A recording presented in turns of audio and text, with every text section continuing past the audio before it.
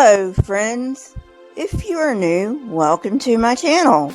How about going down and tapping the subscribe button and hitting the bell so you don't miss any videos.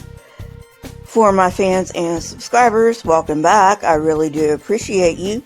Today's video is the New World Translation, more on Ephesians 2. Not much else to say. Let's get on with the video. I always put this kind of a note in for this type of video. I am not a Greek scholar. However, the source I am using is a Greek scholar, and he has also translated his own translation of the New Testament Greek scriptures. So while I am no expert, I am getting my information from an expert. In Ephesians 2:14 through 16, the NWT has once again broken one sentence into two. The first significant difference we come across is that the NWT translates two parties one, whereas the other three versions render the phrase both one. Here, the Greek word literally means both, and there is no corresponding Greek word for parties, although the NWT does not put this word parties in brackets. Next, the NWT renders the Greek phrase for dividing wall as the wall in between. While it is true that a wall in between would divide, the point is that the idea of dividing is part of the word. To be fair, the Kit's and NKJV's rendering of middle wall also misses this connotation.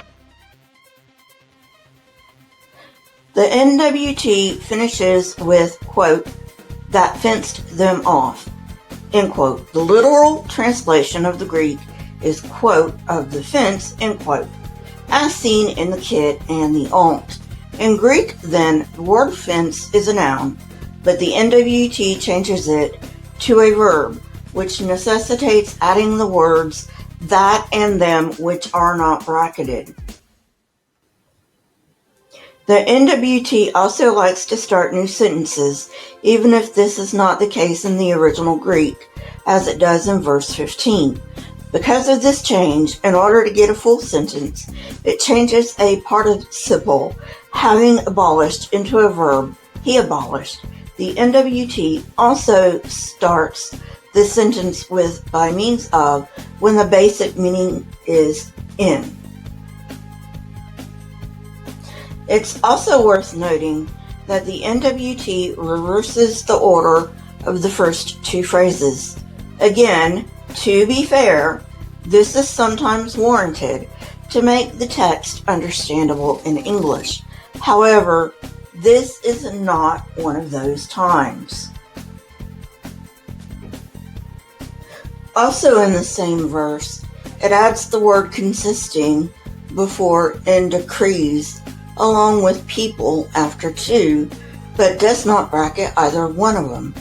And once again, it renders in union with rather than the simple word in, giving separate translations for the same Greek word in the same verse. We now come to a quite noticeable difference necessitated by Watchtower theology. Torture stake versus cross. Watchtower holds that Jesus was crucified on an upright pole. But what do experts say? According to the UBS dictionary, the instrument of death was quite literally a cross. Concerning this word, Lowe and Nida assert that it was a pole put into the ground in an upright position with a cross piece on the upper part, thus resembling a cross. According to Robertson, they have various kinds of crosses, making it hard to know which was used, but the traditional portrayal is probably correct. Freiberg defines the word as an instrument of capital punishment, an upright pointed stake, often with a crossbeam above it for intersecting it. Only Liddell and Scott state that it was an upright stake. It appears then that the word could refer to an upright stake, but it is improbable. You know I don't really care what the Bible says, but the J-Dubs claim they do, so what does the Bible say? In John 20:25, Thomas says, "Unless I see in his hands the print of the nails, and stick my finger into the print of the nails, I will not believe." Even the Watchtower, in its own New World Translation, refers to nails, as in plural, twice. The last point to be said about this verse is the phrase, "by means of himself." The Greek phrase on auto can either be a reflexive pronoun, meaning himself or herself, or a personal pronoun. In the form that it appears here, it can be himself, meaning Jesus, or it, meaning the cross. Either of these are legitimate. Moving on to chapter 3, in the Greek, verse 7 ends a long sentence that began in verse 1. The NWT once again breaks this long sentence into shorter sentences, which requires minor changes. For instance, it changes "of which appears first in the sentence, to this, and moves it to a later position. The most important change, however, changes the noun operation to a verb operates. Because of this change, they must add a subject for the verb to act on. In this case, it adds the way with no indication that it has done so. Remember, added things are supposed to be bracketed. This verse begins with a word that can be translated as "for this reason," "therefore," or "wherefore." Thus, the NWT's translation is not technically wrong. The problem lies in the fact that "wherefore" is not the most modern-day expression.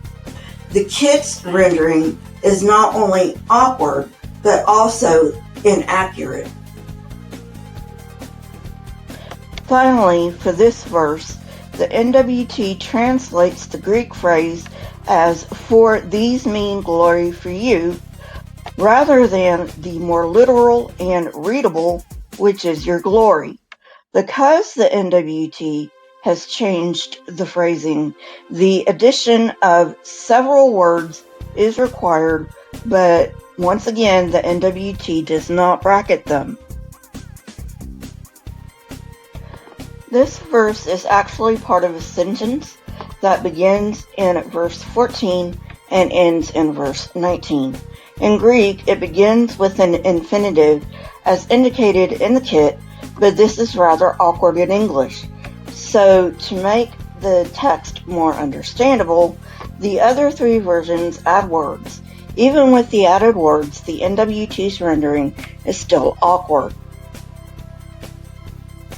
Next, the NWT has "with love," whereas the Greek word literally translates "in."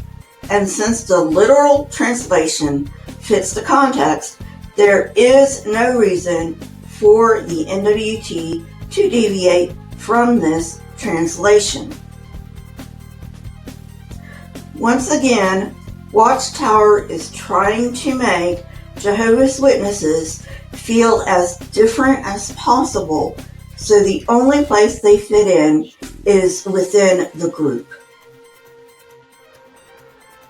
The other three versions end this verse with participle phrases. but the NWT has you may be. In Greek, this participle can be used to show purpose, so the NWT is not necessarily wrong, but it is interpretive, whereas the other versions leave other possibilities open. The NWT does not. Well, friends, that's it for today. I hope you enjoyed it.